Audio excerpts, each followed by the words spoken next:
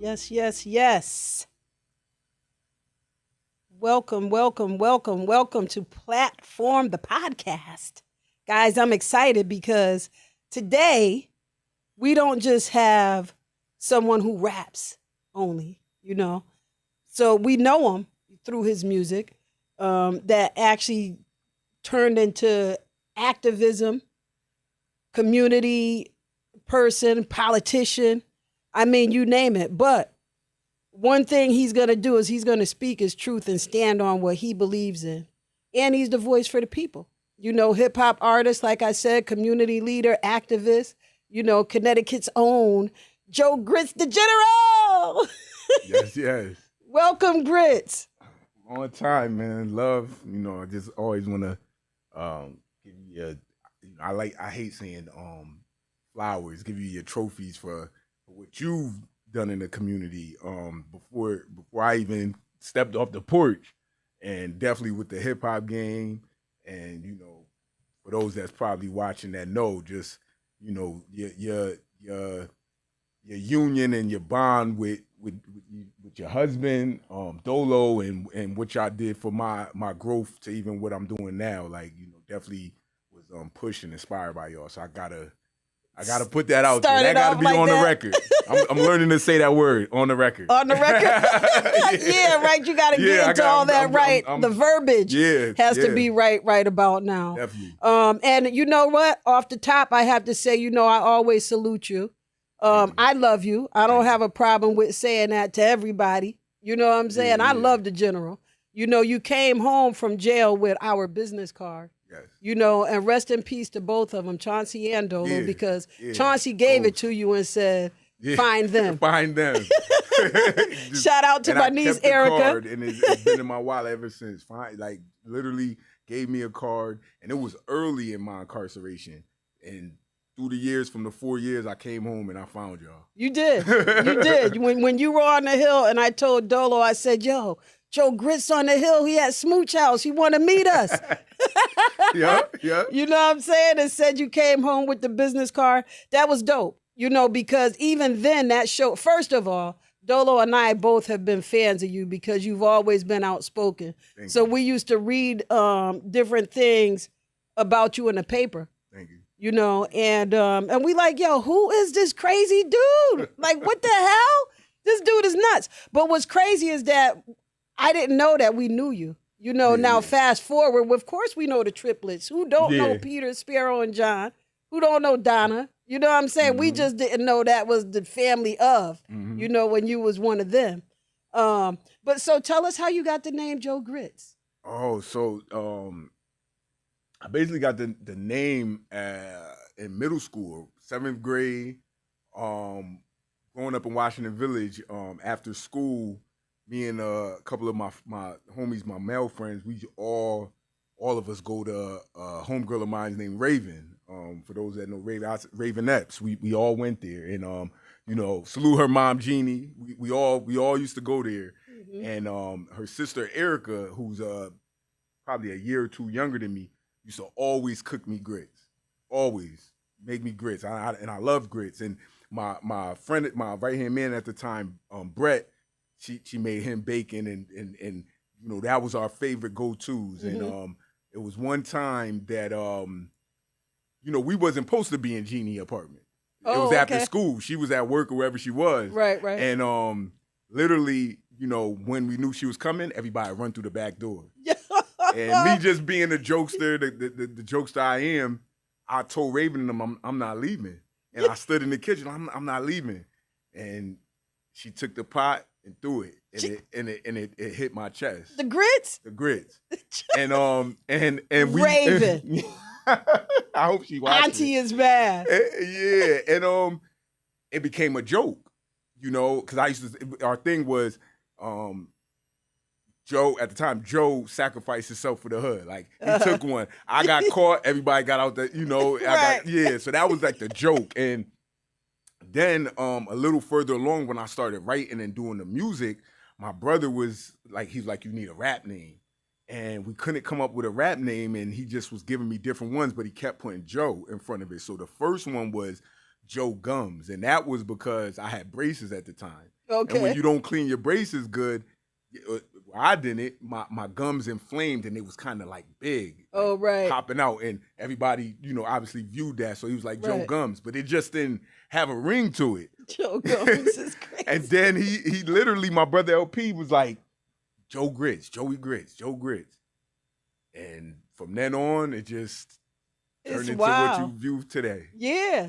So who do we view today? Who is Joe Grits? Like, who's Joe Grits for somebody like we know, and most have heard, but you know what? A lot of people really don't know. They assume that they know, Yeah. and they don't know. Yeah, I mean, I believe, and we'll get into it, the situation I'm dealing with is people not knowing who I am, because I was born into this social media world where a lot of people, you only know them through social media. You don't meet them in person. And a lot of people who criticize me online, 90% have never met me in person. So they're Right. just going off of a post, they're going off of visuals or whatever they're taking, or the next person, what they're saying, and then they're putting that out as Joe Grits. But those who know me as you do, I'm a rehabilitated man that came from the streets, a reincarnated person, as I say, because when I got out of prison and last month made it 18 years, I haven't been back. I've dedicated myself to the community, to uplifting.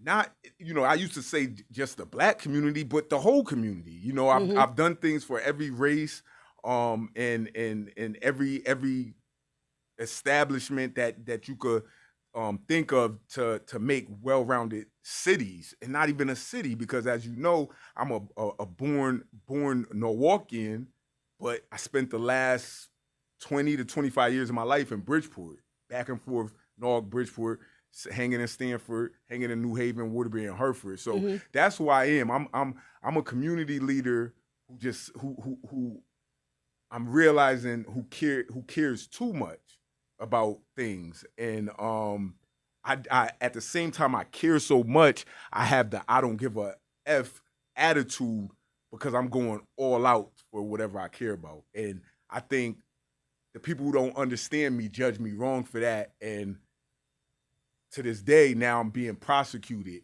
for how I express myself, or how I'm looked by the community as a leader. People look up to me. Right. They've always looked up to me. Even in my past days, in my quote unquote adolescence of my negativity times, people always looked up to me. And that was my thing getting out of prison in 2008. If I have the power to destroy, the power to make others move as a certain way, I have the power to make others learn, others just do better in life. And I have. It's at my age, and I'm grateful and blessed to be 40 years old, is guys that's 30, 28, 25 that could say, yo, I started rapping Cousin Grits. Right.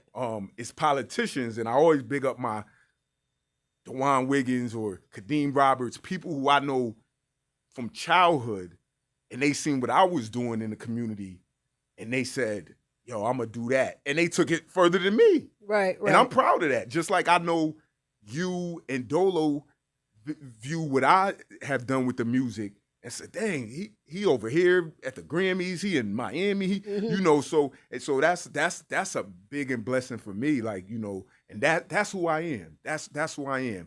Anything off of social media, it's a fake world. Right. People created themselves on social media. Joseph Thompson, Joe Grits, however you want to call me, I was created before social media. Right. You feel me? Yeah, a lot of people, they don't get that, or they don't know that, because they're in the realm of social media. Actually, Darlene said it the other day. She said to me, see, that's why I'm not on Facebook.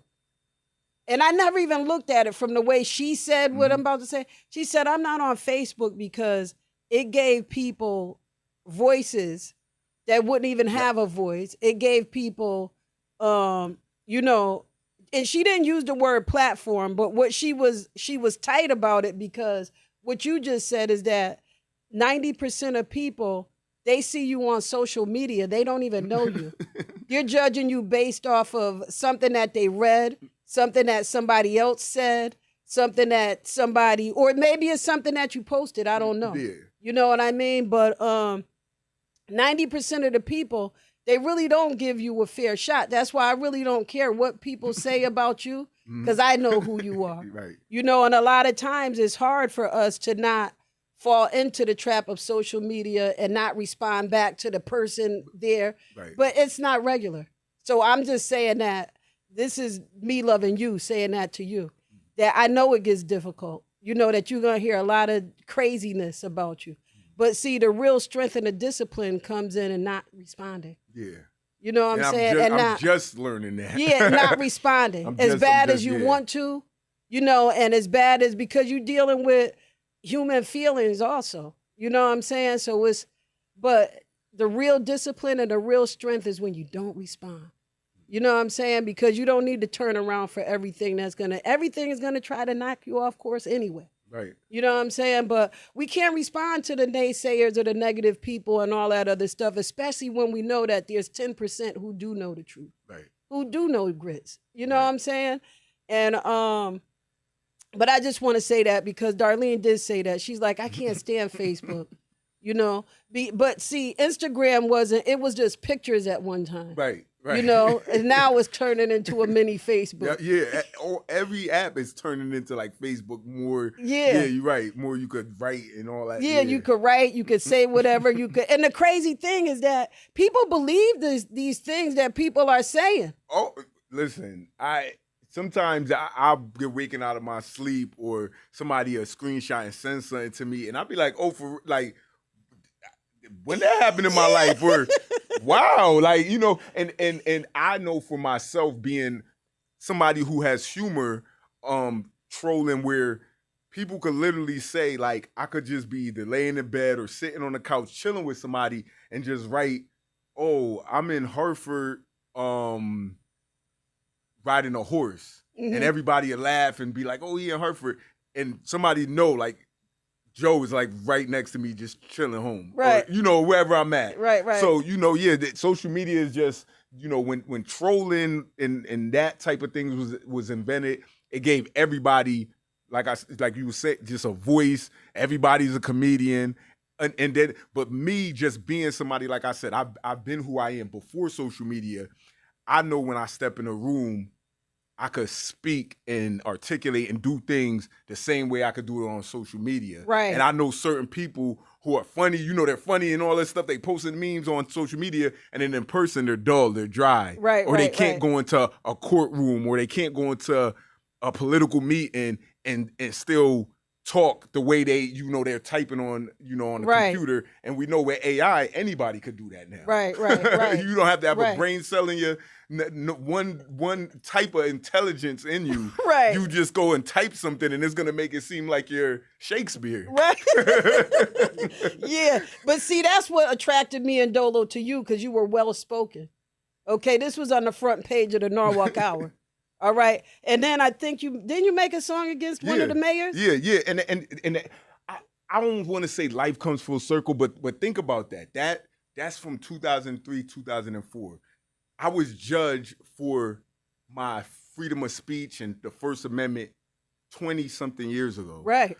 A different topic, a different time in my life. I was younger, things was going on. But yeah, I've always been critiqued for being outspoken. Right. Yeah. All y'all speak well though. Thank you. Yeah. Like your mom and your parents, your family. Oh, and I say it on the record, because I know my mom watches your thing. I one of the things I will never forget, and even, having kids now and going to other people's houses, my mom and dad had a tower so tall of all the encyclopedias, all the books in the world, just books. And, me and my brother and sister, we read. And I know from having my own children now that the kids don't read like we read. And that's one thing I thank my mom to this day, especially they don't even know, dealing with what I'm dealing with now, how they prepared me for tomorrow. Right. Because I read so much and got so much knowledge, and knowing that my parents come from a foreign country, they come from Jamaica. So education was big because it's bigger here than there. Right. So my mom went through her schooling. Obviously, my sister's a doctor. My dad didn't do too much of schooling, but he knew what he lacked. He made sure me and my brother didn't lack the same thing. Right. So I don't play. We from the street. I could talk to if I want to. Right, but y'all well spoken now, John too. All of y'all, like y'all well spoken, and I like that. I like that. You know that because, like you said, you could take people, like if you take their social media away, who are they? Right. You know what I'm saying? Like you could strip me of it because I always been me. Right. You know what I'm saying? I came out on the scene like this. Right. So I'm not tripping. You know, when people say things that's not me, that they mischaracterize me, you know, or they say stuff, there's people who really know Sweets. Right. You know, who really know me and know my heart and know that that's crazy. You know, and it's crazy. Trust me, I sit there and view stuff and be shaking my head like, you know, knowing that I know you. You know? Right. And, you know, social media is for certain people is entertainment. It's a way for a lot of people to vent. And I think, you know, me and you have been in front of the camera for most of our life. So it's nothing for us. We don't feel no fame from it. It's nothing. But I know people who it's their first time. Yes. And they're excited. They're getting into it. They're excited because they're reading the comments. Yes. They're seeing it. And then that makes them really start tripping out. Now they're saying things and you're like what? Like, listen, trust me, I've been watching. Yo, BK and I, we laugh a lot. You know, we see some stuff and we're like. Yeah, no, me too. You know what I'm saying? I know. You know? BK, what's your take on this chat we're having? The social media aspect? Yeah, social media aspect. I think it's a crazy world. And if you're not safe in it, is my PSA to the kids out there. If you're not safe on social media, it could get scary, it could get weird, and it could get uncomfortable. You're right. You know? See, I didn't even think about that. Something you didn't touch on, but it's true. Yeah, it's scary. It could be weird and very uncomfortable if you're not mentally ready. Right. You know, for you have to understand what it is. That's why a lot of the kids and adults, you know, they're getting caught up in it. You know, you find themselves arguing and, you know, and all this stuff. Like, no, you have to be able to differentiate what's real and what's not. And it's a thin line, you know, with that. So we know you're a hip hop artist, you're an activist, community leader. Which title feels most like you right now?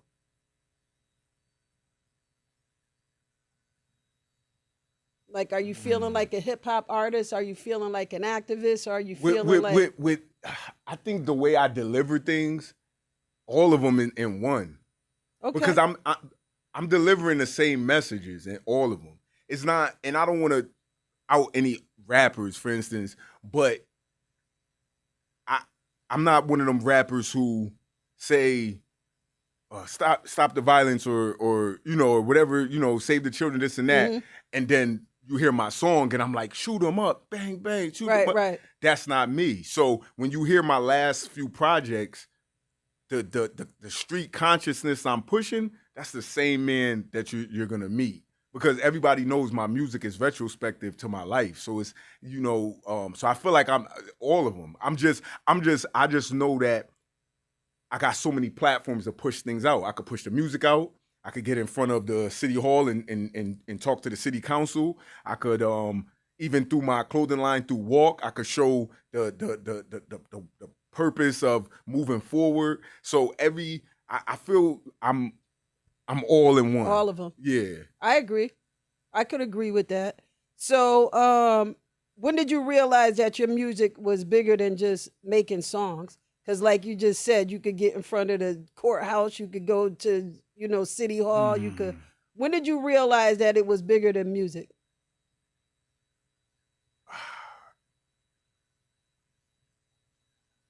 I think when you first, I guess, heard about me, because the governor at the time, Governor Rell, and the mayor at the time, Mayor Knopp, like spoke on it.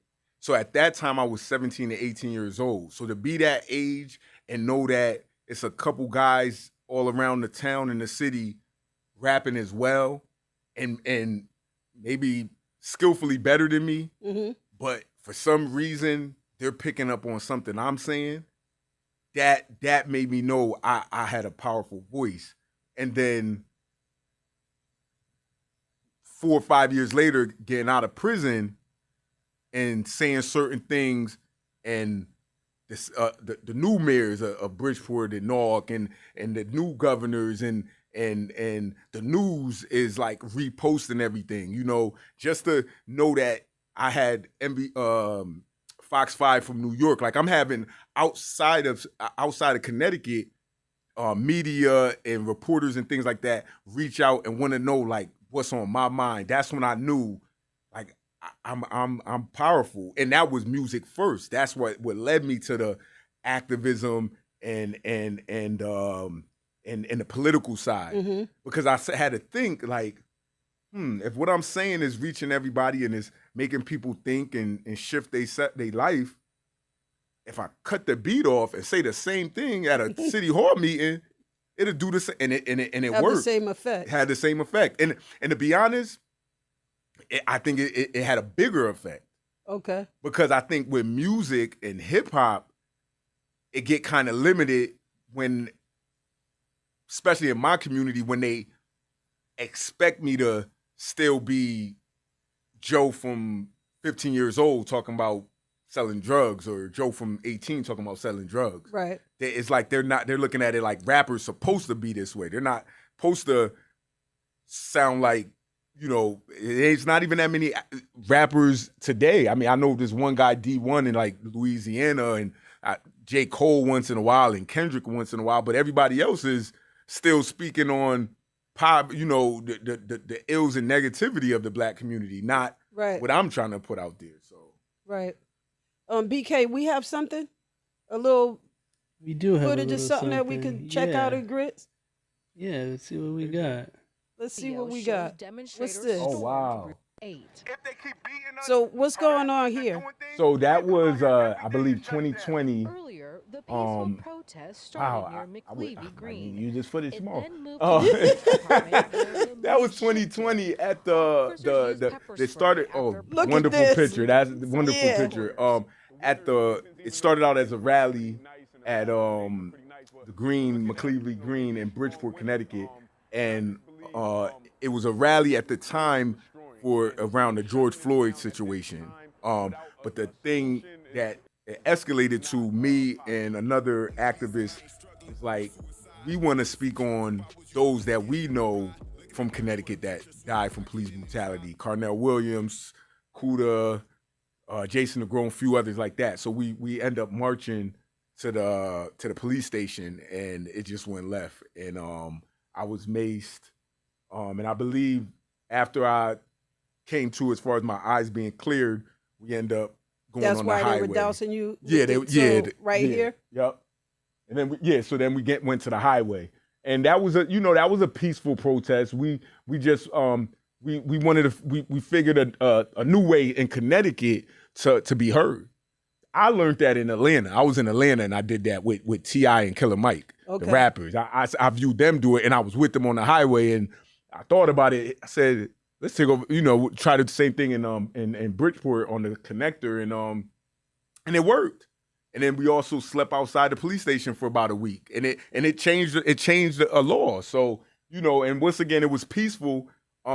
It disturbed some people, because a lot of people hit me up like, I was on the highway, Grits. Like I was late from work, or I'm, but sometimes things happen. You have to sacrifice for change to happen, especially when it comes to something unjust like that was going on. Right. That was a good job. So we clearly see that you. I mean, has anyone ever shut down the Highway 95? No. And once that happened in Bridgeport, then we just went up. I think we did West Haven, New Haven, Waterbury, and Hartford after that. So does this stuff? So when you realize the impact that you have, that you're making, does that fuel you? Like, because like you said, it started once you did that, you like, hell, I'm taking this show on the road. It does fuel me in a way that one of my goals being released from prison in 2008 was to, number one, make my mom proud. And I know the life I was living before, she was ashamed of, embarrassed, that, view her son go off to prison and other people's sons graduate college and get degrees and so on and so forth. So I wanted to basically right my wrongs, not even just for my parents, but also for God. I just knew the wrongs that I did in life, and I was like, I want to outweigh it with the positives. And one of my main goals, and it's good today, is when you Google my name, then the rest will come up, and different negative things will come up. And I was like, I'm gonna work as hard to do positive things. So when you Google my name, it says what you're saying now, the activist, the father, the organizer, and things like that. And when you Google other than my recent arrest, that's what you see. So is it hard being an artist and also being someone who speaks publicly? No, because I mean, I most artists I would think perform, so I'm always comfortable speaking publicly, and I don't think it, I think it helps, because once again, like we were saying with social media, people will believe what they want on social media, but if you're afraid to now publicly push out the same thing that you're pushing, then it's like now they view the fraud in you. Right. And they, whether it's positive or negative, because if it's negative and, you up there, I'm King Kong and all that stuff, and then you're scared to go to the local bar and you're scared to walk down the street. Now it's like, hold on, but you was this King monster Kong up there. Right. And if it's positive and you saying, which I always call couch community activists, they make all these posts like, y'all should do this, y'all should do this. Man, why Grits did that? Oh, why Joe do that? He should have did this. He shouldn't have said that. Right. And I never view them at the city council meeting, never Saying at a it protest, themselves. but they know they're the perfect, they know exactly. The perfect protester, a perfect person. Yeah, from their couch. Right. That's funny. It's a lot of them. Yeah, oh yeah. It's a lot of them. So when you speak on serious community issues, how do you balance the passion of it and peace? So I didn't want to jump into your boy while you're going to court right now, but that's one of the I understand. One of the examples. Not to dig too much into my defense, but I will say my situation recently with my homeboy Daishan, who also did activism work with me, with his passing, it was tricky in that situation because I've dealt with protesting and speaking for other other people killed by police officers.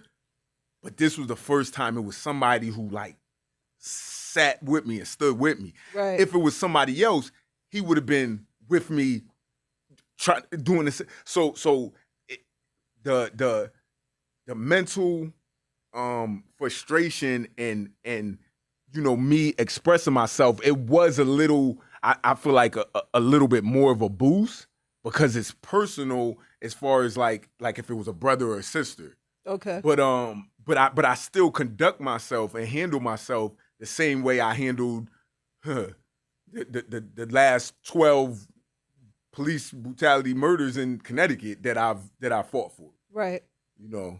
So this isn't your first case. No. So what are some other things you've had to deal with? As far as charges or cases, or as far as with yourself? People, not as far as people being killed by the police, just charges. Yeah. And I defended myself was it in 2020 as well? In 2020 or 2021, I was pulled over in Milford by the state troopers getting off the Milford exit. Mm-hmm. And I was pulled over and I went live on Facebook that went viral at the time. And I was stripped out of my car and arrested. And that case, I took that case to trial. It took up until 2 years ago for them to dismiss it because that was around COVID when it happened, and then they shut down all the courts. Mm-hmm. But I've definitely had several encounters where I feel like I'm judged differently by the police because they know and they've seen on video and the hearsay as well that I'm one that's going to be outspoken about the injustice to the community. Okay. All right. So so you had your public legal attention tied to your activism. Yes. And in social media posts after the shooting of your boy. Yes. Right? You publicly said that you believe your speech was protected. Yeah, I believe So I'll say it because it's nothing to Google. I'm charged with threatening in the second and inciting injury to a person / property. Because they're saying the police building was tampered with. And what they're using on their as far as their evidence and things of that nature is basically nothing where it's me with Joe Grits or Joseph Thompson, because Joseph Thompson is on trial, not Joe Grits. Joseph Thompson's on trial. Said I'm gonna harm somebody or did anything to create like he's gonna harm somebody or tell the next person to harm somebody. Okay. So me just saying, and whether I could say it on like fuck the police, that's protected speech. Mm-hmm. We have the right to say that. And I don't mind, as far as, like I said, addressing it in court, I've said it several times in person to police officers. Right. And they said the same thing back to me. They've called me everything, everything in a book. And it's they have the right to say what they want to say, and I say what I say. Right. But I've never threatened an officer. You know what I'm saying? I've definitely said, my outrage of frustration that they're killing the black race at a enormous rate over any other race in the country. Right. Yes, I've expressed that. Okay. And I have the right to, whether it's social media, in person, through a love letter, whatever they want to come in and say, I have the right to. Right. But threats, no, never threaten anyone. But so that's what this charge is that you're fighting? Yes, that I threatened the officer that killed my boy, which that's on the record already. So I'm not. It's not like I'm. Nobody. BK's not going to say speculation. He can't, this is that's on the record. The inspector general already justified it on their end that it was justified, but he also said it was a homicide. So it is on the record that the officer murdered my friend. Okay. Oh, yeah. I see what you mean. Yeah. Okay. All right. That's so crazy. But before I go on, I want to shout out Fran Blankenship, right? Caramel. You know who that is? Yeah. Okay, all right, because she's there. Yeah, she said so low. She always got that pink on. That's right. That's right. You better know it. Yeah. And Terry Kitt too. Okay, he did make a comment. He was saying that. What did he say about social media? Just put it up. He says social media is overrated and most people post their drama like social media is going to fix things. That's right. You know what I'm saying? Like, why even post it? Because sometimes it's so crazy because some people post things. And I've read through some people comments. Sometimes it's some jewels in the comments. I'm like, okay. Yeah, I definitely take notes. I definitely take notes, but like you said, they post it like they could fix things. I really believe. I seen the other day like who show got canceled. Well, we know like the Maury show is over. They canceled Karamo. They canceled a few people. I believe these shows are being canceled because people are going on Facebook and going live and they're doing the pregnancy battle and the baby father versus baby mom on Facebook Live. So it's no need for these shows no more. Right. The drama that we used to see in the 90s and the early 2000s. Yeah. When I scroll my page at night, I'm just sitting there like, ooh, popcorn, like, yeah, I'm ready to see what's going on. Yeah. It's There's there no like reason. that. Yeah. And cable costs so damn much. Right. Nobody's paying for cable. I always say, man, if Mark Zuckerberg, and don't do it, if he make Facebook like a monthly charge or something, it would stop it. Like the fact that it's free. That's where they're going wild. That's where they're going wild. Completely free. There's no telling what you'll see on. And it's so crazy because so many things are so believable, especially with AI. So I was reading the comments at a post I was looking at, I think last night. And the I'm trying to think of what it was because it was a baby, a mother, and a doctor. Oh, I know what it was. So it was a mother holding a baby. The baby might have been a few months old or whatever. And then the doctor came and put the glasses on the baby. You know, maybe it was 9 months. Yeah. You know what I'm saying? And then the baby face lit up. And then it started laughing and touched his mother's face. She's like, oh, he could see me and kissed and all this stuff. So now I'm all in my feelings. But it was damn AI. So I just ran through the comments to see. And it said, it's AI. Notice how the doctor's hand turned into one hand. And I looked and they got a screenshot. Man. I'm like, damn. And it looks so real. AI is, especially to the elders, I view them get tricked so bad. And God rest her soul, my grandmother on my mom's side, my mom's mom, she didn't live to view the social media today. And me and my brother and sister always laugh like, grandma would have been got from everything. Because even back then, like in the early 2000s, certain commercials would come up and, and it'd be like, oh, send us $20 and we'll give you this card. And my grandma would call and she was so I said, oh, today, man, they would have been scamming grandma out of everything. I've been trying to tell my dad. I remember we was on Fordham Road. I said, Dad, listen, I left him at the pizza shop at the top of the hill. Dad, you probably looking. You remember this too. I said, Dad, listen, don't buy nothing. Don't let nobody. I'm giving him the rundown that they'll say to us. I come back, that doggone man is like this. His hair is balled up tight. He said, I've been hustled, Melody. I've been hustled. I said, what? Like, I'm trying to figure out, what does that even mean? I've been hustled. But yeah, I'm getting hype. I'm like, what? I said, Dad, open your hands. He said, he opened it. He got this doggone fake ring.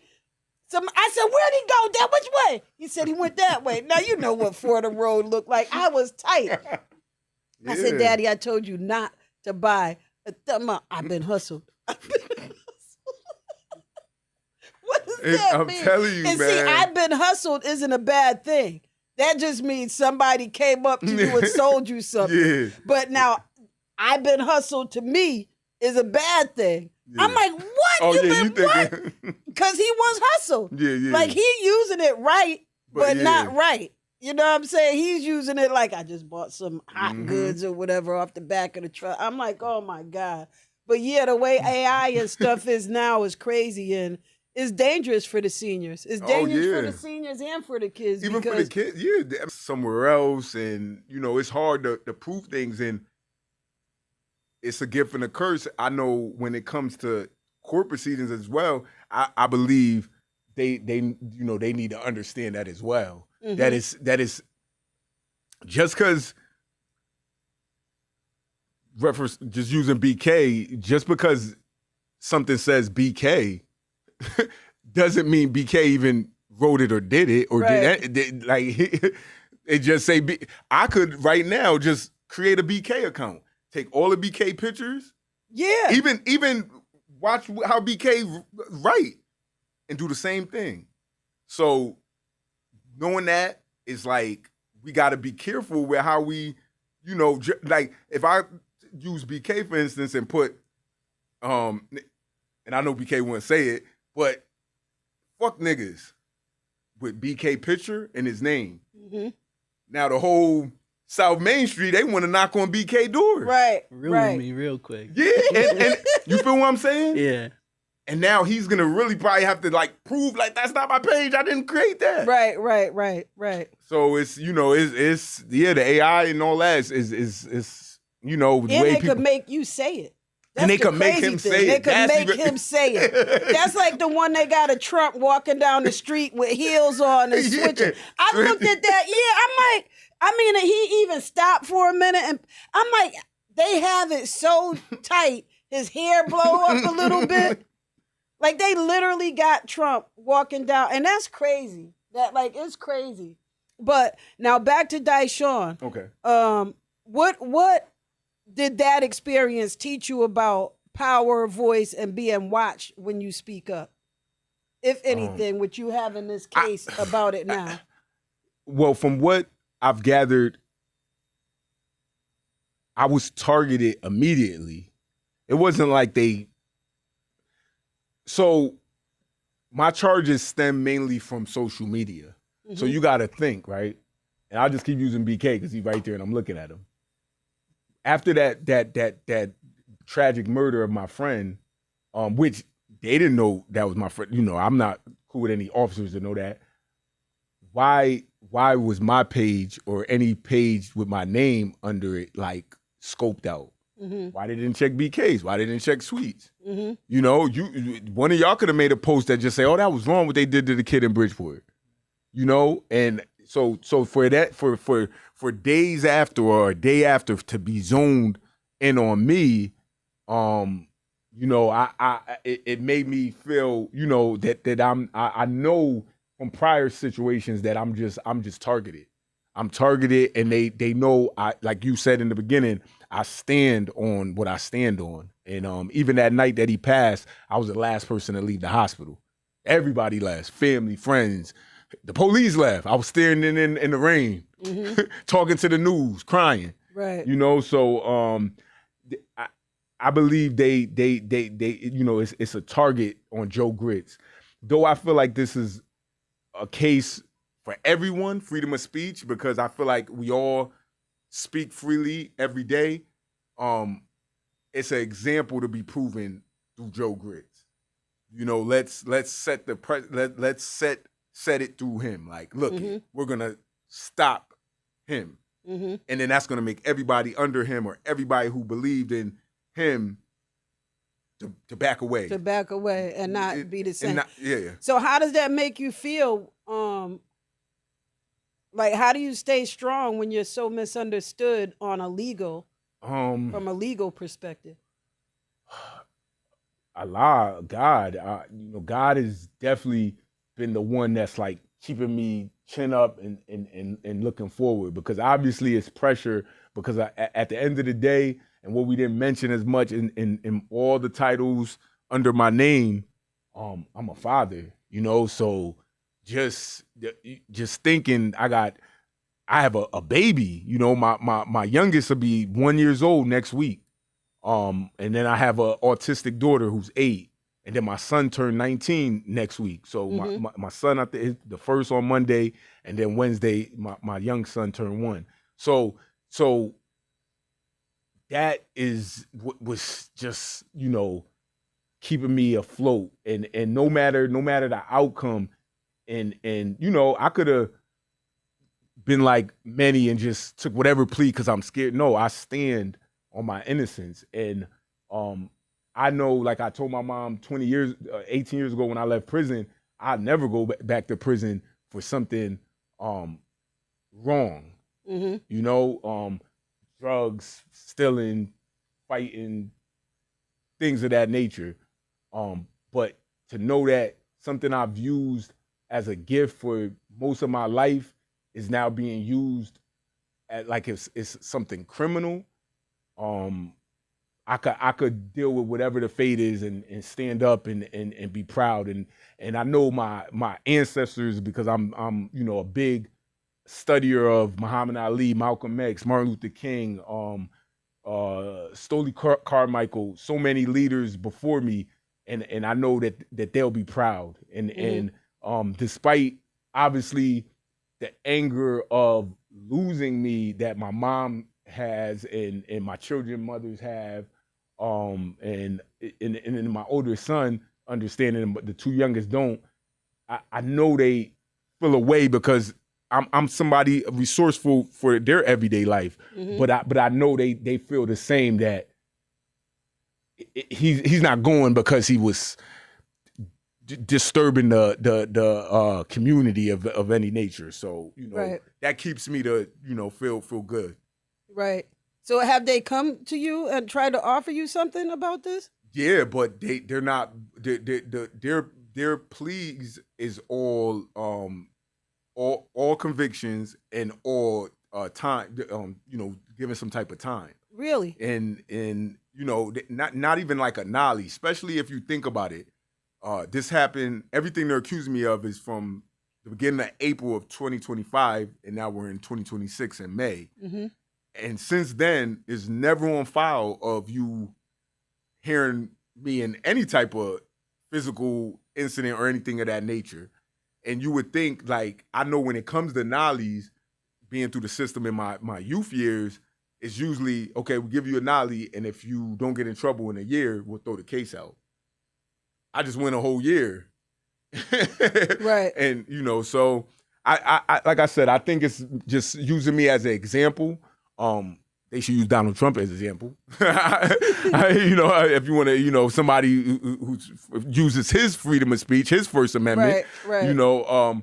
But they, targets on Joe Grit, so Joseph Thompson. So they feel like, well, I don't know. You don't know what they feel like, but they feel like they need to. Do you feel like that they need to convict you to get the heat off of the person? Yes, absolutely. I know for the jury to find me not guilty, it as light as people look at the charge, it would crumble their system, because Bridgeport as a government side of things been corrupt before I even picked up a microphone, right, or typed anything in life. So it would just they're already got needles in on everything that's going on in Bridgeport. Mm-hmm. So this is another one, and if it breaks through the truth that I'm not guilty, it's like, oh, look at that, how they were just trying to put Joseph Thompson in prison. And all the things that I'm saying with whatever corruption going on in Bridgeport, I've spoke on that too. Mm-hmm. So once again, we got to get him out of the way, because anything goes on from today on, he's always the guy. Right. It's not just police brutality, anything. So something happened at school. I'm at the Board of Ed meetings. Right. So how do you think they felt when you were running for office? Oh, they hated it. They hated it. They first they laughed at it, because they're like, this dude got gold teeth, he wears a fitted, he sags his pants a little bit, he wears boots. But then when they view me speak, they're like, okay, he's good. Mm-hmm. Then when they see him with the community, like, oh, we support him. Oh, he got the signatures? Oh, he got the signatures by himself and he didn't pay for 20 people like everybody else?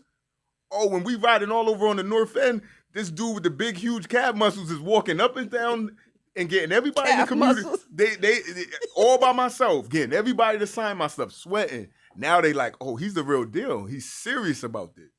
And even then, when I got into the political field, they always threw little monkey wrenches to try to disrupt what I got going on. So this is, like I said, this is bigger than me. This is bigger than even the freedom, the protected speech on this situation. Mm-hmm. This is, they know to clean up the mess that they've made or hide away things.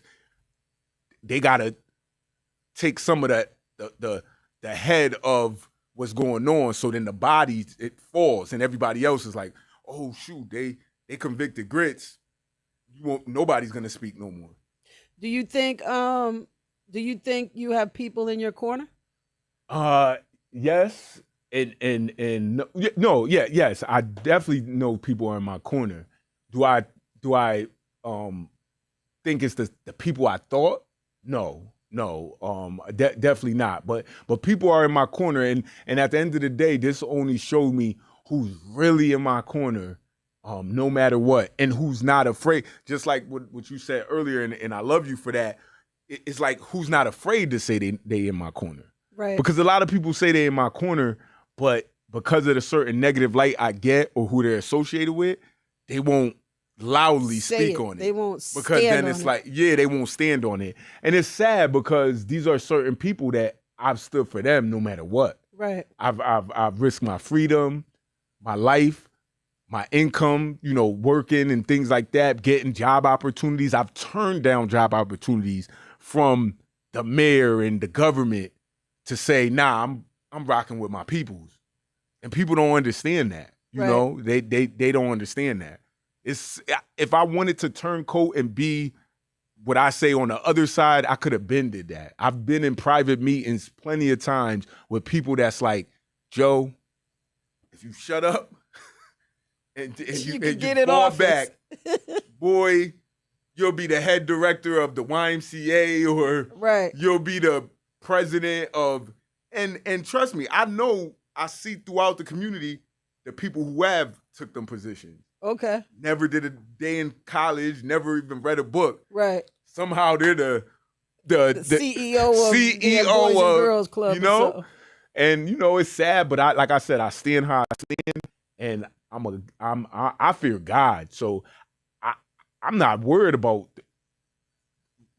present day life as much as I'm worried about when time's over. I got to answer to God and say all the wrong. No, I'm fine. Right. I'm fine. Right. So how do you feel now that you see that the people who you thought would be standing with you aren't the ones who are standing with you, and you've turned down a few prestigious opportunities and positions to be in a different space? I'm hurt by certain people because these are people that I jumped out of bed for these people 2 a.m. I've had rough patches of relationships, like with my kid's mom, over certain people because I fought for certain people when she even was saying, like, you got a baby home, or we got to do this and that, and you jumping out the window. So it hurt now because it's like that.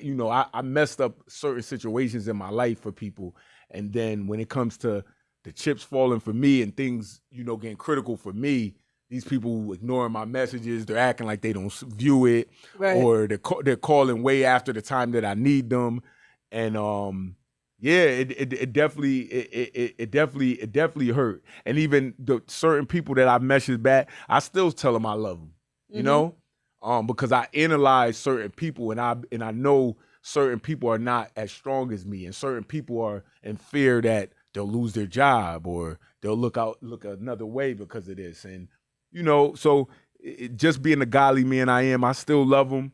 I don't wish no wrong on them. I hope they use me as an example, and whatever my fate is, they, maybe they get away from the life that they, the activism or whatever they doing because they see what I went through. But yeah, I don't wish no ill will on nobody. But I definitely feel hurt, and I definitely know I could never view them in the same light again. I could never deal with them in the same way. You know what I'm saying? No. Right. But you don't let that change who you are. No. I like what you said, that you still say, I love you or whatever, because, we have those relationships that, it changes us in the inside, but it shakes us. It disrupts us in the inside, but it doesn't change us, change our heart and change exactly who we are and how we move. We just, unfortunately, we move a little different. Right. You know what I mean? Because clearly I've experienced that. Dolo experienced that. To be honest, I don't think I've ever said this in an interview. I know I haven't, but When Dolo passed, he didn't want anybody to know he was in the hospital. He said, don't nobody care. That's exactly what he told me. To where I had to argue with Dolo because I'm on the phone with BK. It's me, him, and BK. Yep. And I said, boo, come on, this is BK. Yeah, right. Like, I have to tell BK. But he said, what did I tell you? He said, boo, nobody cares. You know? And now he didn't know he wasn't coming home from the hospital. But that it hurts my stomach. Because, you know, his funeral was flooded. You know, I'm not sure if there's been a bigger one. You know what I mean? Right. But for him to go out thinking that nobody cares, you know what I'm saying? And I'm the type to, I hear them words. My brother probably the most ones that always says, like, don't, you know, you jump out the window for everybody. They don't care. They know when the things for it, they're not, you know. He always tell me, and like I said, my oldest kid's mom, Ashley, she always say the same thing. And, you know, but me just being me, it's like, nah, you know, because like I said, I always feel like my path in life is what God's pushing me to do. So I'm still going to do it. Even if it's not reciprocated and people, I'm still going to do it. Right. I'm still going to do it. And, you know, but trust me, I hear that all the time. Yeah. They don't care. But see what it is and what I've learned is that now I know, or I can scale back my limits. You know what I mean? Because at one point, you know, I'll give you this dress right now, damn it. And I'll stand right in front of the people and still go on because you needed the dress. You know, it's not a big deal. Yeah. But now I know how to keep my dress on and still give you help. You know what I'm saying? I don't have to give you the dress off my back, you know, especially when I realize who it is. So I realized what Dolo was talking about when different situations arise. You know, when you realize that, damn, these people really don't care. And you sit here and you're like, okay. You know, or their way of showing that they care, it doesn't equate to what you put out showing that you care, you know. And it's messed up because you do go all out. But what I'm hoping is that because I didn't take heed to a lot of things that Dolo said, but now, and I can't even tell a lot of things that he said because it'll hurt a lot of people's feelings. You know what I mean? So I'll let them deal with whatever they deal with. But I look at it now and I'm like, damn, you know, and I remember or I see it, you know, I see it's really happening or he was true, you know, he was real this whole time. So you should listen to Ashley. You don't have to do what she says, you know, but you should listen to John. You don't have to do what he says either, but have an open mind. You know what I mean? Because sometimes it's too late. You know, it's too late after the fact and you're hurt and we're human, so we're going to be hurt. You know what I'm saying? And we love hard, we go hard, so we're going to be hurt. You know what I mean? But to lessen the feeling of being hurt, you know, we got to scale it back and not jump out the window immediately. You know, because BK will tell you I was boy, parachute or not, I'm on the way out. And I'm to the point I'm like, BK, don't you let me do it or it's your fault. Yeah, that's how I be feeling. Like I need somebody to just grab me and just be like, no. Yeah. Like, stop me. I'm like, you'll never believe what I did, BK. Or BK, I don't care what I say. Don't you let me do this or whatever it is. Like, because who's going to stop me? You know what I'm saying? Forget, I don't know what protest, what thing it was. But, you know, my mom knows that's the way I am. So I remember it was one and she just seen it on the news and she see everybody. And she was talking to either one of her friends or somebody I knew. And she just said, I know Joe's there. It was like in New Britain or something. Right. But she said, I know my son is there. Like, because she know as soon as I hear, I'm out there for the people. Yeah, don't even got to know them. I just know that they're my people. Right. You know, and so, you know, I need somebody to just grab my shirt. Like, you move so damn fast. Well, who could grab your shirt, though? Who's around that could really grab the general's shirt and say, listen, chill? Yeah. You know, because listen, seriously, it's a different time now. You know what I'm saying? They're coming up with all kinds of stuff. They, like, speaking of the jury and saying what we would say, how Trump is walking. How do we know they don't have a whole AI video of you saying or doing something or... Oh, man. Like, we don't even know what the hell they have or and they're so messed up. Yeah, no, for what real. Are they willing to do to not lose? You see what the hell the mayor and stuff is going out. Whoever's true or whoever stole the ballots or whatever they did, Right. we see the presidential race. We see all this other stuff that's going on. Like, we don't know what the hell to believe. Like, people are crazy. And they'll do anything not to lose. They lie. Yes. They lie, they cheat, they make up AI people, and they'll have you at the police station saying whatever it is that they said you said Yep. and meant it in this way, and, have a fake person crying in the background or feeling like the people are crazy. Mm-hmm. They're crazy. So what do you say to a young man who feels angry, unheard, or counted out? Being like you're the big homie or the big unk or big bro or big, like, do they call you OG? Are you OG status yet? Now I am. You are? I'm embracing it now. Okay. Yeah, I'm OG Grits. You I'm OG embracing it. I'm embracing it. When I talk to my nephews or his age and teenage years, and even my oldest niece is like 28, and just saying unk and 28, but I'm the old man, So they do look up to me to gain wisdom. Most of the kids I coach are like 29, 30 years old now, coach basketball, and they're saying, they got kids and things of that nature. So yeah, when I the guidance I give them, and especially when it comes to how I play, don't do nothing like me, Right. because you have to deal with this. Like, not saying I was expecting to be charged or arrested, but when I go on the front line at these protests or whatever, I get up from wherever, the bed or the car, and I prepare that things could go left. Now, I'm nonviolent, but I prepare and know. And once again, that's why with my oldest children, Mom, we used to have discussions like, I'm going to hug y'all, I'm going to love y'all, because I'm going to this. And we know from history, whether it's California or 10, 20 years ago, something could happen. Right. I could get killed by whoever, however. So I don't advise none of the youth to push it the way I push it, because I'm just a fearless person, and to be that way, you have to be ready for whatever that comes. And I'm ready for this. No, I don't want to be charged. No, I don't want to go to prison, but I'm ready to defend myself by all means. And I know it's I don't want to say the right thing to do, but if somebody's gonna do it and make a stance, it would be me out of anybody. Okay. Yeah. I mean, well, we know our ancestor says if we don't stand for something, we'll fall for everything. Yes.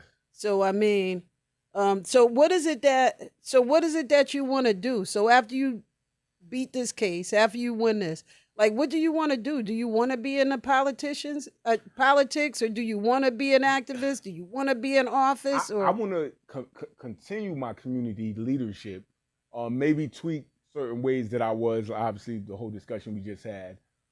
I was a part of the Democratic Town Committee. I ran for city council, ran for state rep. But me knowing the ins and outs of politics, I don't really want to be dealing with politics no more on that level. I think my role being on the outside, even though I understood the inside, I was in City Hall, I sat with the mayors and the governors and things like that. I just think the way I am, my bark, my energy is better to be still in the streets in the community. And then knowing I do have those, whether it's, Councilman Wiggins or State Rep Roberts, I have people that I'm connected to that I could work with so they could do the law and make the laws, and I just construct the people on what's going on and keep them alert. Because once again, looking at the ancestors, looking in the past, you have, I'm just going to throw names out there, not saying they was friends or correlated, but you have the Jesse Jackson doing the political, but then you have the Malcolm X.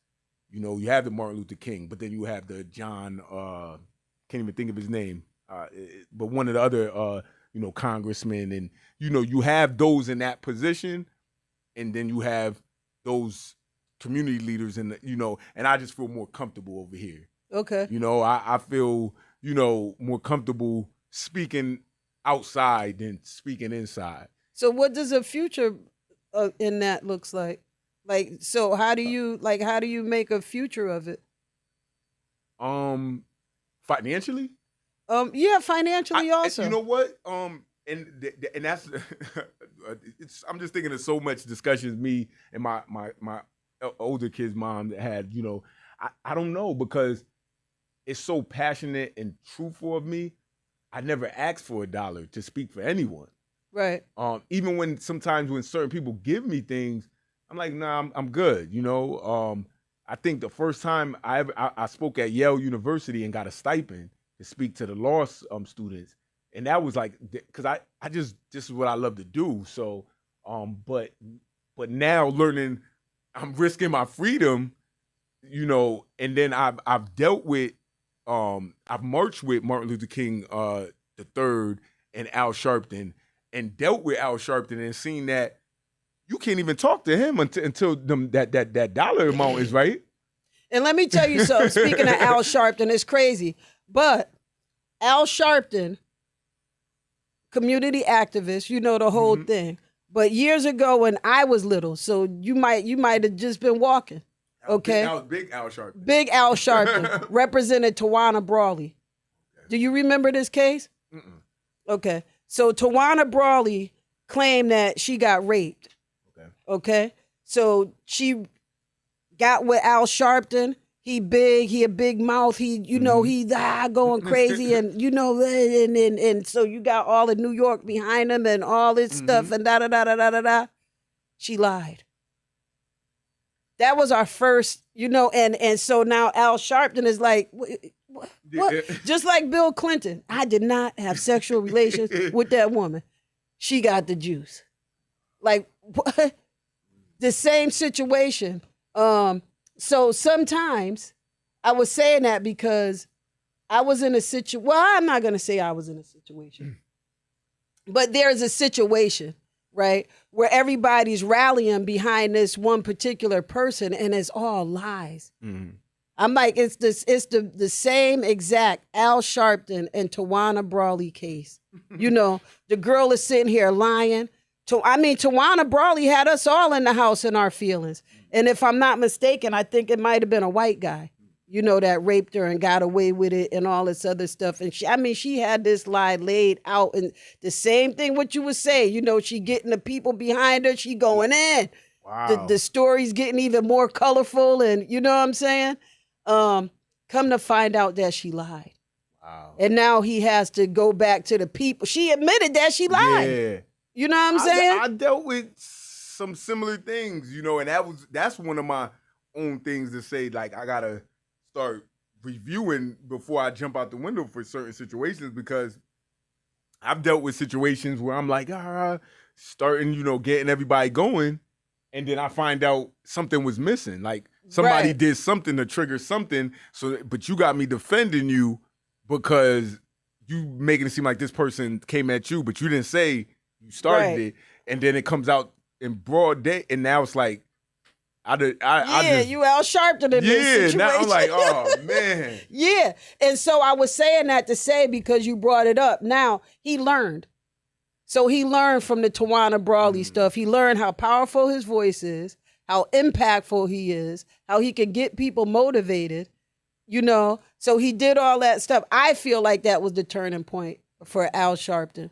You know what I mean? Because people will have you believe in something, and you'll go, and because, what I'm saying? Or why Grits did it, or if Sweets did it because it's us, and our name carries weight. It holds weight. And that's the crazy thing is, so how do you think, saying all that to say is it's crazy because that's what the people's court is. Like the people court, you get convicted before you even get convicted in the real court of law. You know what I'm saying? People don't care if it's a lie. People don't. Somebody posted yesterday, y'all acting like Grits lost already. Like y'all already, and my boy up there, James Brown, he was like, I hope he win. But the way people, I'm not a celebrity, but I am a public figure in Connecticut, well known. So to view people comment the same way I view when like there's some issue going on with Kanye, and I'm sitting there the last 2 nights reading, and they're breaking down my whole case and don't know nothing. Oh, they're gonna get him on this. Well, he did this in 2010. They're gonna trust me. They're gonna use this, and I'm reading it like, wow. Yeah, you see how the people court will dissect you up and they already convict you, or either somebody said, and I mean, reading the statutes and the years and stuff is impossible. But somebody said, oh, he ain't coming home till he's 66. Like, I got a murder case. Why? Why 66? I don't know, because I'm reading the dress. It's impossible. I mean, but that's what I'm saying. People just looking at it like, oh, he's getting fried. He's getting smoked. I didn't realize that. I was looking at your page, and was it today? Maybe it was today. And honestly, I was a little bit concerned. Because I felt like, and that's why I said that part about social media. Yeah. Don't let these people get in your head. Yeah. I felt that. And I said something to BK in the office, the way I felt about the way you may feel about this case tomorrow. Yeah. And that's why I think it's good that we did it today. Mm-hmm. Me too. And I think that it's important that we even meet just so I could tell you that. Yeah. Don't let these people get in your head. You know what I mean? Because you know what's right. You know what you did. You know what you didn't do. And you know what the law is. You know what I mean? But they'll find a way, especially the people's court, of conviction, to convict you. And, because I've seen so many things, about you on different posts. And I'm not talking recent. Yeah. That's why I never have a problem with saying, I salute the general. I love Joe Grits. They can hate me. They could be mad. That's cool. That's fine. That's all good. But when you know a person and you know what they're about and you know what they stand for, why you think the people so mad? Wait, first of all, why does everybody hate Grits? Why, BK, why do everybody hate Grits? I don't know, man. I think at the end of the day, like what we're talking about, I think it's because my willing to just be outspoken, touch base on so many topics, and not be afraid to just speak my mind, even towards people who they believe I won't.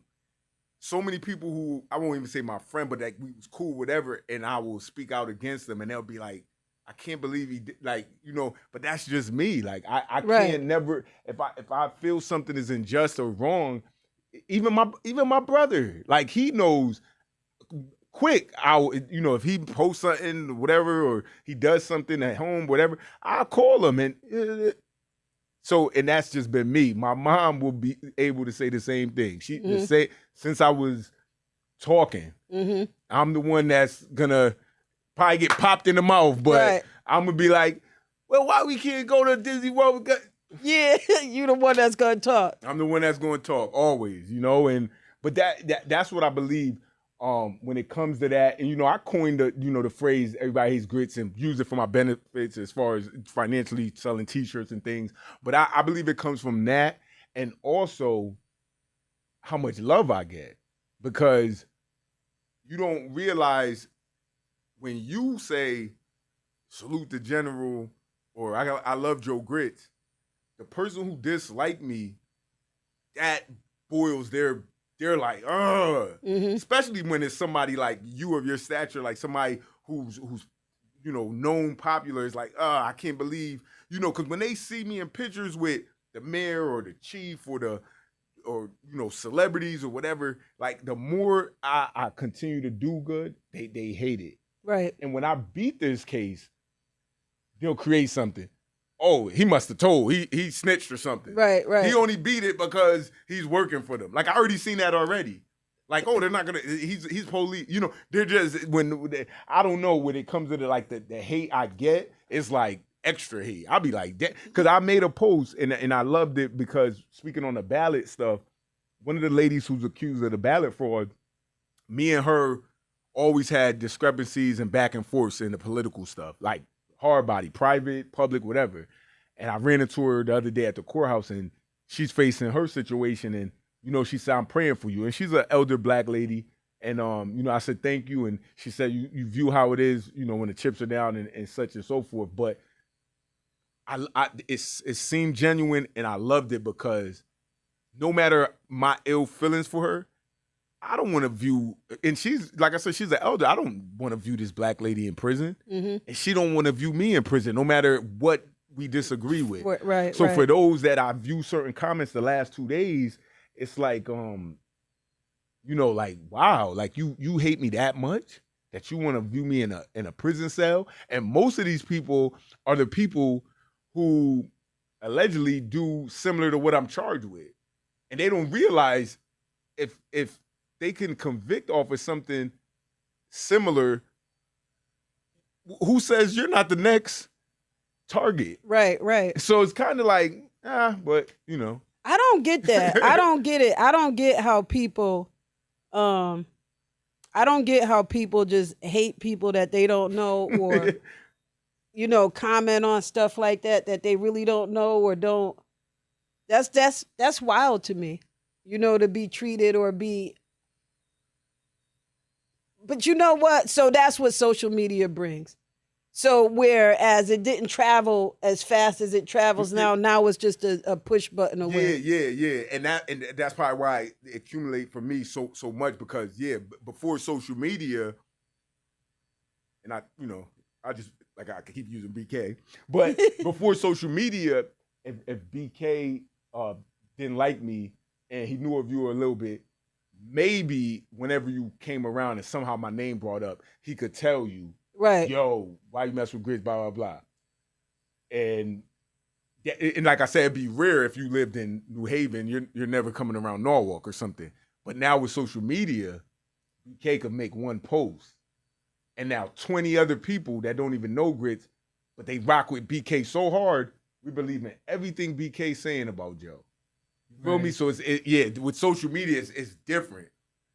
You look at Meek Mill and, the things that, like, them saying he's gay because he's cool with Diddy, or like you think about a man that most people never met. They've never seen Meek Mill with another man sexually or anything. Right. But one meme troll from, like, say 50 Cent or whoever puts it out there make the whole country.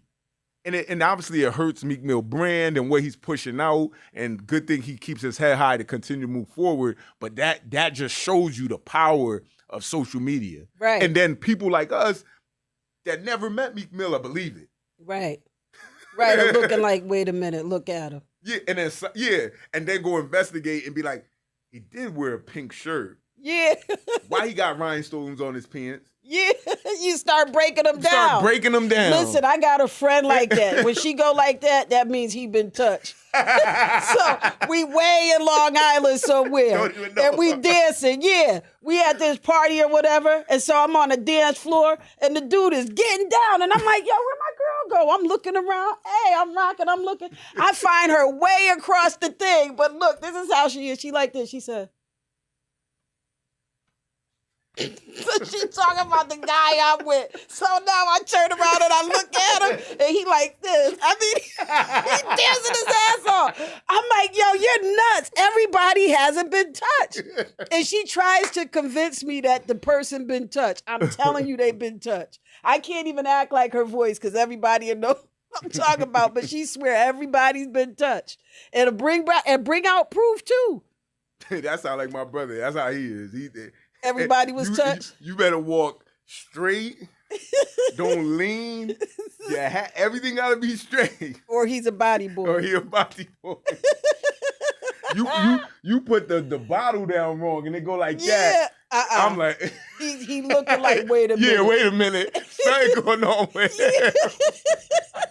Yo, that's funny. I just looked at a picture of your nephew. So his son has to be probably. Wait, I'll tell you. Damn near 20. Oh, my oldest nephew? Your oldest nephew. Nah, Jacob is, the end of June, he'll be 16 or 15. Really? Yeah. So wait, because I looked at a picture of him on this stage. When we first opened, we've been here 14 years. Yeah, right. Yeah, I used to bring him. I used to bring him. So he was what, 2? Now. Oh, he had dreads now? Yeah, he got dreads now, long dreads. Oh, and he yeah. tall. Yeah, the one that his mom's Puerto Rican. That's the light Okay. one. Yeah, he yeah. only 15, 16. Oh, that's But he's it? so tall, he's taller than Nye, my son.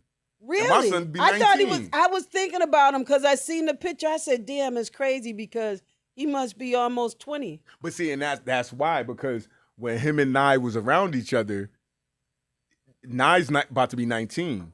And in the pictures, Nye got him a little bit, but they're they playing together. Oh, right. And now right. Nye's 19, he turning 16. So it's Okay. yeah, he's tall. He got my height. He taller than my So brother. him and Zoe. So Zoe's older than him. Zoe just turned 16. He just turned 16.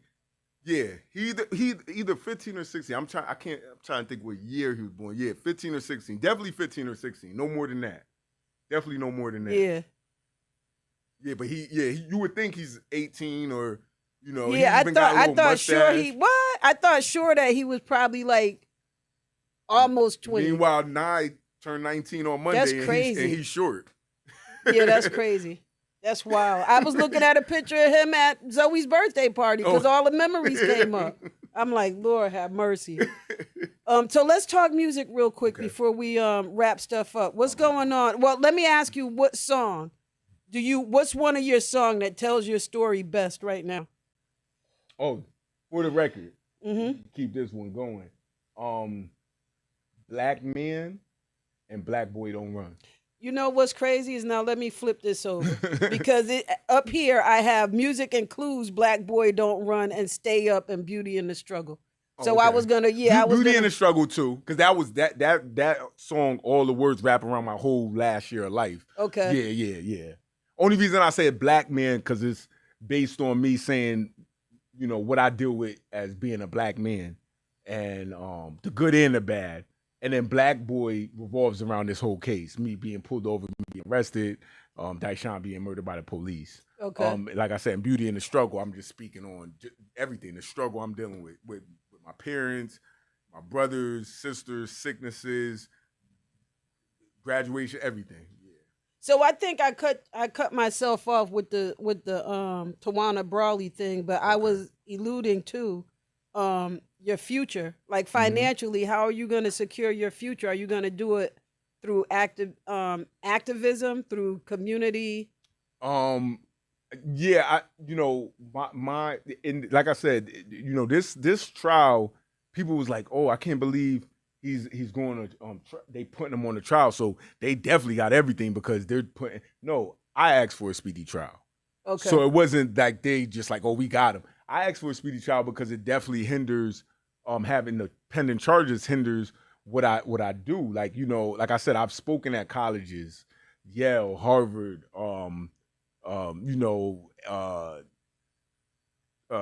Central Connecticut, like different places. So I just wanted all of this away so I can continue to to speak. So yeah, so that's what I, financially, that's what I want to push through.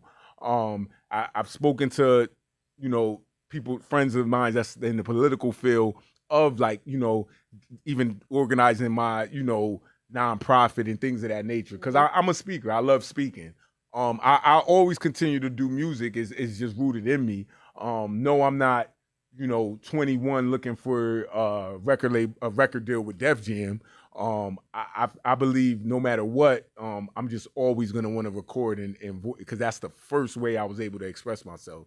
If something come along, yeah, I'll take the opportunity if it makes sense. But financially, yeah, I want to survive off my voice and educating my people on not only, at first it was educating the young guys in the street because that's where I was coming from. But now being in politics, a lot of our people don't understand the value of voting. So I want to educate more on voting. Okay.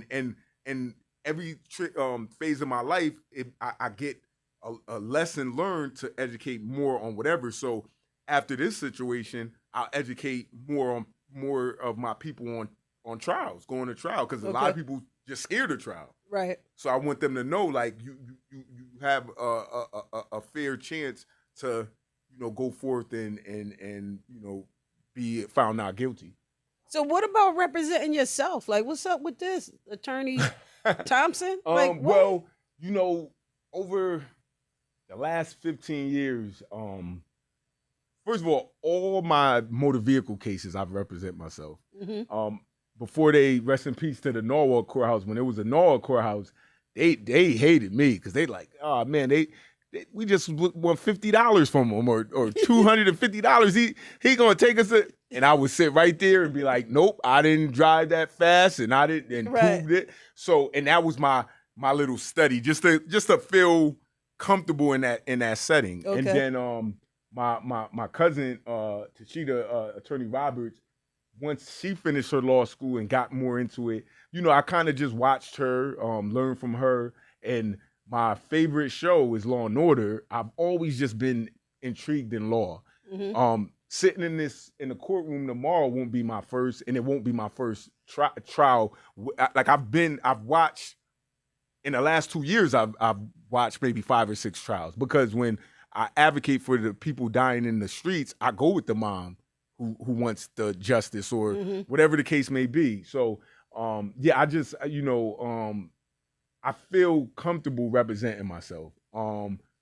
It definitely financially, it because of the case, it wasn't as great for me to get an attorney as I want. And the attorney that I had spoken to, he had his own situation going on. So, I kind of let him do what he had to do because he had his situation going on for himself. Mm-hmm. But I feel good about representing myself. I'm not certified through the law degree of being an attorney or lawyer, but I know the law.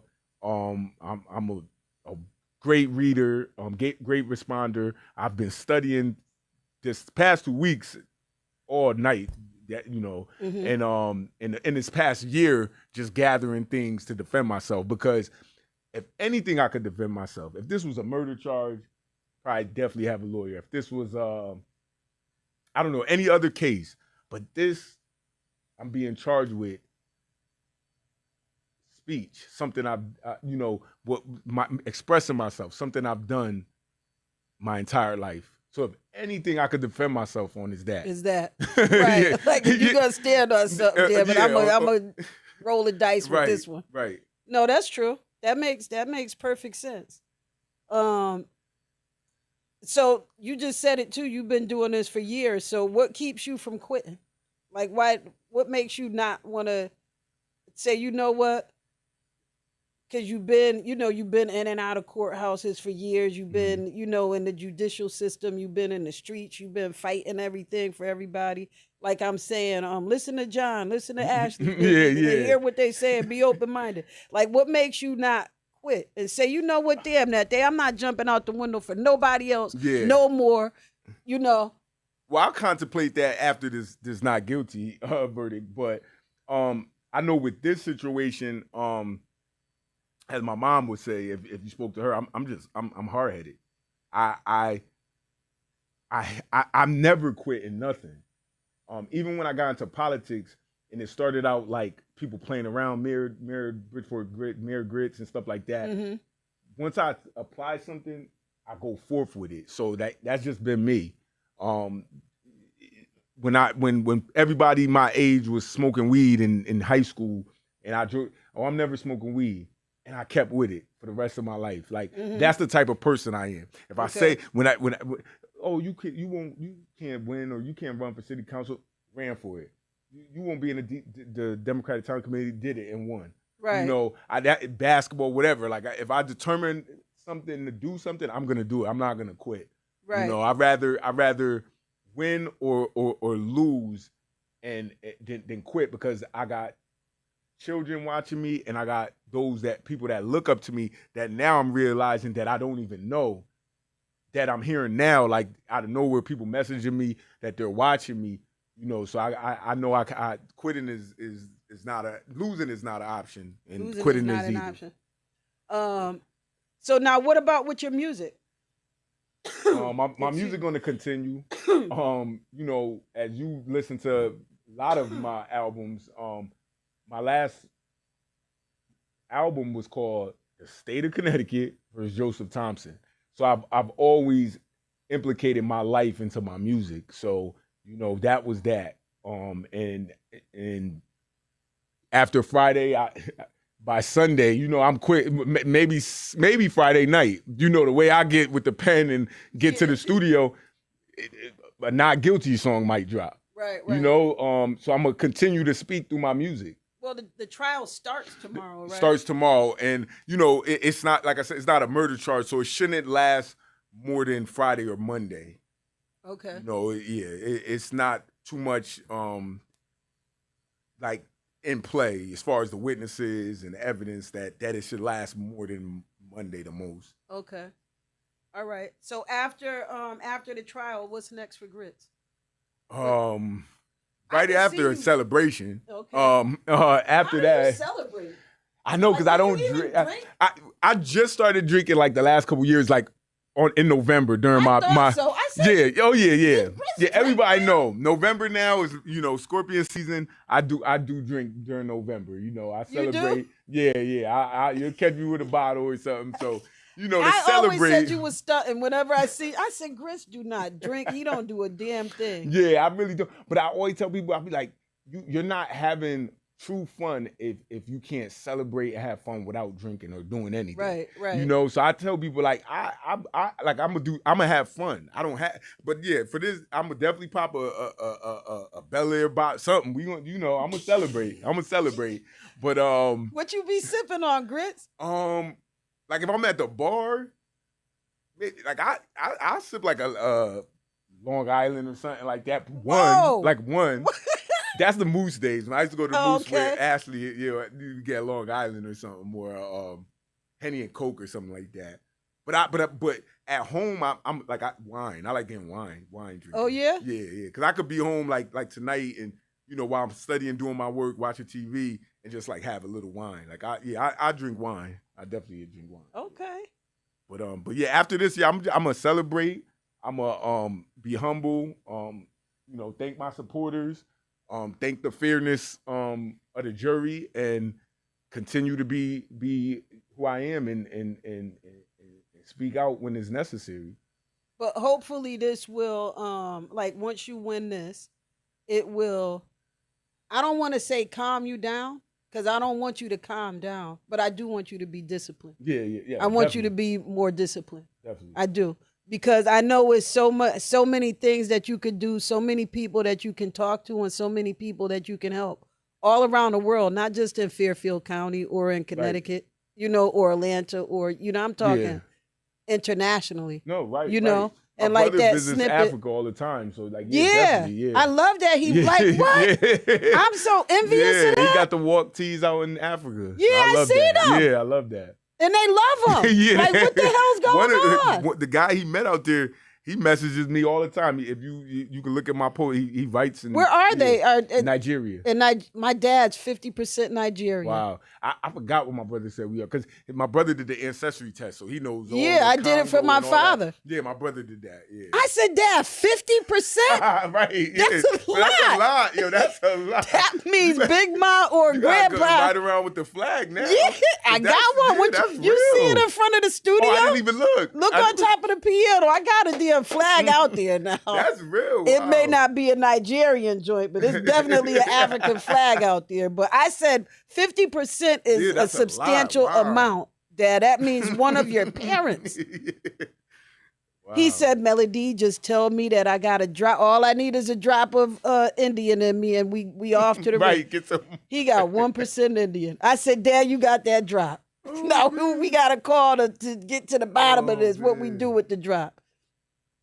So your music was, I think the first one was Out on Bail. Out on Bail. Then Out on Parole. Out on Parole. And Out on then Parole is when I first, got with y'all, and we did that for first performance and everything. Out on Parole. Was Out on Parole? Yep. That was first. Out on Bail. Out on Bail was first. And then I got out of prison. And then Out on Parole. Yeah. Okay, Out on Parole. Yeah. Then what came after that? Then it just was like Out on Day Street, Out on Vacation. Right. The State of Mind, Sono State of Mind, Trials and Tribulations, Jacuzzi Life, and I just kept going. Yeah. Oh, J.O.E., Jealous One's Envy. Oh yeah, Joe. Like I said, the first 10 you guys would do, y'all put it all together. So yeah, I just kept going after that. Okay, so Selena said she loves you so much too. Oh, I love Selena. She's a big supporter of me on social media and in the real world. So I love Selena. Cece's dope. Yeah. Steve Ferguson had a question. What did he say up there? Steve said, "Hey Grits, how do you remain positive and purposeful?" Once again, kind of said it earlier. I remain positive because I know the work I'm doing right now is okay by God, by Allah. So that's why I stay positive, because I know what I'm doing is positive. How I stay purposeful, like I said, my youngest will be 1 year old next week. My daughter's 8, and I have a young man. He'll be 19 next week. So, you know, I used to tell my son, the one that's 19, when he was younger, you know, when I looked in the books and stuff like that, once again, I read on Malcolm X, I read up on Martin Luther King and different people, and I told him, you're living in a time where they keep telling you about these people, but you're living in a time where you have Kadeem Roberts or Travis Sims or Wiggins or Joe Thompson, Joe Grits. Like that's my, like, I know what I'm doing. I should be studied in 20 years, 30 years. So it should, a classroom in Central High, Newark High, Hardin, West Hill, they should be doing some type of study on me, because my activism is of today. No disrespect to the activism of Martin Luther King and Malcolm X and people of that nature, but it's a whole different ball game. They didn't deal with social media. At all. Know, I always tell people, imagine if they did. People don't realize when it comes like to the hate to me, a lot of, and you know, especially those elders would know, a lot of people hated Malcolm X when he was alive. Right. We could see the glitz and glamour because he's passed on and people recognize his work. Right. And I always said that about myself. I feel like the work I do would not truly be recognized until I'm silenced and gone, and then people could dissect it and be like, look what this guy was trying to do. Yeah. So that's a part of my purposeful to do what I do. That's definite, because people do it with Dolo. Right. Like me and BK do it with Dolo. Right. You know, like, damn, we let him go and didn't. That's you why know? I was so happy when y'all got the NAAC award and I was able to Oh, go up yeah. there. You know, I was like, especially, you know, when he passed on, that I was like, yes, I'm so happy. Right. He got that. recognized. Yeah. Definitely. Yeah. It's so crazy how things are written. We grow up with knowing that things are written, but how could everything, we went to Disney World that June, like just that February we got the award, March with Ludacris shooting Google. Like everything was just climbing up and up and up, you know, and just everything was so perfect that that I was happy that we did get to receive some of this stuff, but I'm so mad because I was robbed of so much other stuff. You know what I mean? And not just me, but a lot of people, you know, because I see what's lacking in is Dolo, you know, that Dolo vibe. Definitely. Especially, not to go off topic, but how I just look at Norwalk hip hop music right now and things that, it kind of faded out, after his passing. And I know he would have been able to revive it, and also just to get everybody together. And I've told you before, he was the linkage of all of us. We all might have didn't. I didn't rock with him. He didn't rock with him. But we all was cool with Dolo. We all, and obviously we seen it. We went to events where certain people didn't like, and we just all got on the same was trip. Still cool because he was he was the nucleus of that situation, of the movement. Yeah, that's why I miss him for a lot of stuff that's going, that I miss him for the people. You know what I mean? And I've been in my feelings the last few days thinking about Dolo, and it's just crazy because I miss him for a lot of reasons, and I miss him, for the people. And I miss him for you. Because I know, especially the way you're moving right now, what I'm saying, like Dolo would be able to get you. Like I could say, Dolo, look at this post Grits, to run to Bridgeport or whatever. But I can't run to Bridgeport. Yeah. But he definitely say crazy. And you're right. In that thing with me, I accept certain people with certain things, and I would accept the conversation Absolutely. with him. I know you like would. Everybody else trying to, you know. I know, because I know he's the voice of reason, and I know you respect that. You know what I mean? But I do. I want the best for you, and I think that, you know, I know that you're going to win the trial, okay? But I think it's just time to get disciplined and kind of, I don't want to say, so when I say mature up, I don't think you're immature.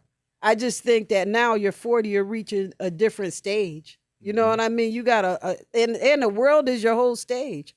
It's not like, it's no joke. You know what I'm saying? It could be if you want it to be, you know, or it could be everything that you really want it to be. You know what I mean? So after this one, just like that video we showed of you in the beginning, you got a lot of different joints of you speaking.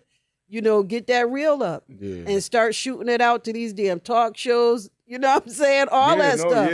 And let's get it popping. No, you know what I'm saying? Definitely, like that. Oh man, when I went to court today, I could have submitted that for evidence. You know, that was Yeah, email it to your boy BK. You got any questions? If you can, and or save it, and you know, I direct anything to always be able to use it again. But that showed something, you know, and it showed my leadership. You see me talking. I'm not just want somebody in the back, and you see everybody standing with me, and there's nothing happened from them events. No violence or nothing. So that would be great. Definitely. Great. I do have one question. What? So you got your music, your clothing line, your activism, your mentorship, all these different things. What's the one thing you really want to be known for? Like 40, 50 years down the road, what's the legacy?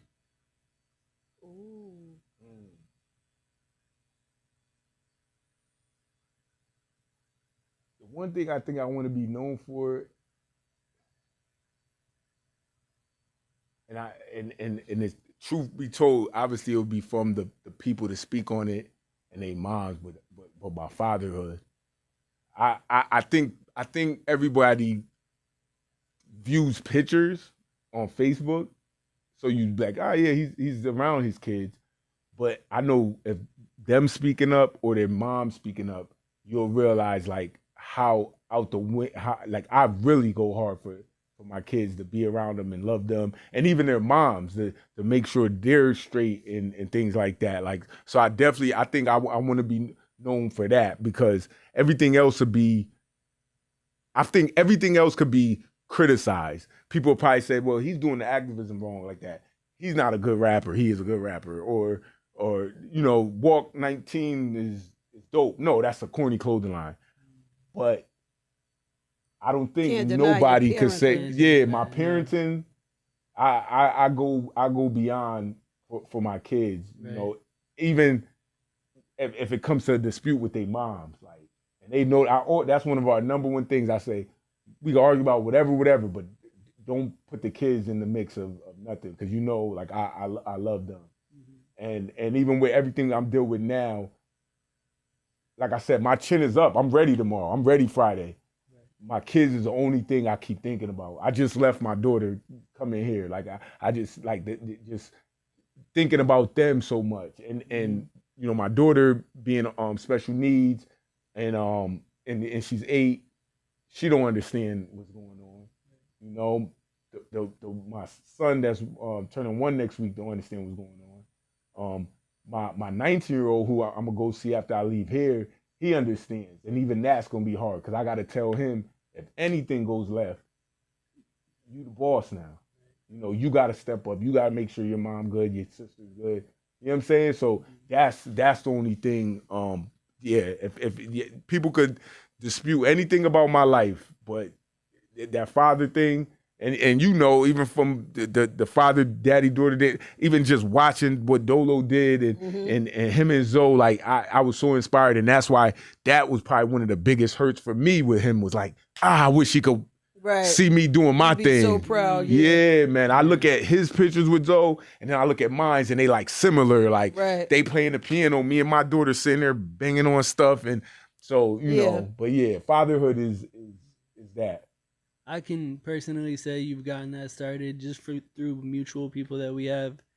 that's one thing they always tell me about you, how good of a father you are. So That's dope. you already That's got dope. that started. Yeah. That is. He's actually come to the studio and told me a couple of times. Word. Yeah, and I'm like, who? Uh-huh. I'm like, really? Oh, okay. That's dope, but I'm proud. So my chin is up and my shoulders back and chest out. I'm like, that's right. Damn it. Yeah, I Man. love that. Man. I my daughter, man, she been on my hip for a girl, like barbershop. She's with me at the barbershop. She's been everywhere with me, and then everybody knows same thing with my oldest son, and the new one, the newborn is the same thing. Like So who I is this try cute to. little newborn? Yeah, He's that's adorable. JoJo, man. That's Fat Man. I call him Fat Man Scoop. Oh yeah. and then I call my daughter Jonice Boop. So Fat Man Scoop and Boop. Okay. But yeah, Fat Man. Yeah, June 3rd he'll be a year, and it's like restarting the development of a baby again is Right. like it's been 8 to 9 years for me. So, but I love him. And I don't, like I said, I only not sorry, but I just feel like this this is the wrong time because he don't know nothing was going Right. on. So but it's life. Well, what I think is dope is that it's the wrong time, but it's the right time because it's enough to get you like mentally. Now you see what you have to lose. Right, You know right, what I mean? right. Now you sat down long enough to see that what you gave wasn't reciprocated, Mm-hmm. and you visibly can see what you could potentially lose Yes. the next time. Yes. God forbid. Yes. You know what I mean? So you got to get on the other side, on the B side, because the kids are the A side now. You know what I'm saying? So with certain things that we just can't, we got to find a different way to do it. Right. So I'm excited for your future, and I'm happy that you came through. Yeah, I am too. Yeah. I needed to release this in this way, and I feel like it. Yeah, I'm definitely happy I came through.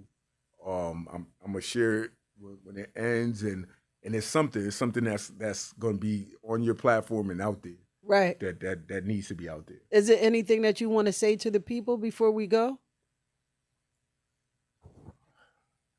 Or that you may not have thought about? I mean, I was happy with BK with him saying because that was one of the questions. What is it gonna be? The music, the movement, or the message? Like what's your legacy gonna be? Yeah. That was a great question. Yeah. I leave it with this.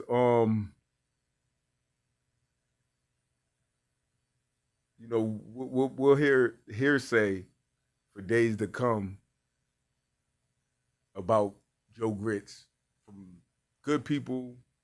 I mean, for people who speak good or speak bad. But one thing I know for sure on the record, Joseph D. Thompson is not guilty.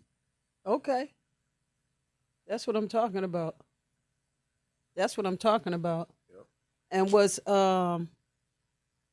I was actually going to say something, and when you were talking, it just made me, I have one last question. Now it escaped me. But you were saying, we have somebody up there, BK? Oh, the light is on. So when that white light comes on, Oh, that means that means it's a question up there. Oh, that's dope. Y'all really hooked it. Oh, it's dope. I hooked it up. Dang, I could have had a controversial Joe show over here. Yeah, Man. you see it? Yeah, you see the Dope. set? Yeah, we got this joint draped out. This is the platform set, though. Yeah, These oh, red yeah, I know chairs, y'all when you switch see it this. up. Yeah, we'll switch this joint up. But yeah, no, I'm happy that you came. I'm happy that, you got the opportunity to speak. And this is what I wanted to say. For the people who don't like grits, for the people who, what do you have to say to those people? Like, if you could, like, what's the most misunderstood thing about you that they just don't get? People that don't like grits, use sugar instead of butter. No, tastes better for me. But no, people that don't like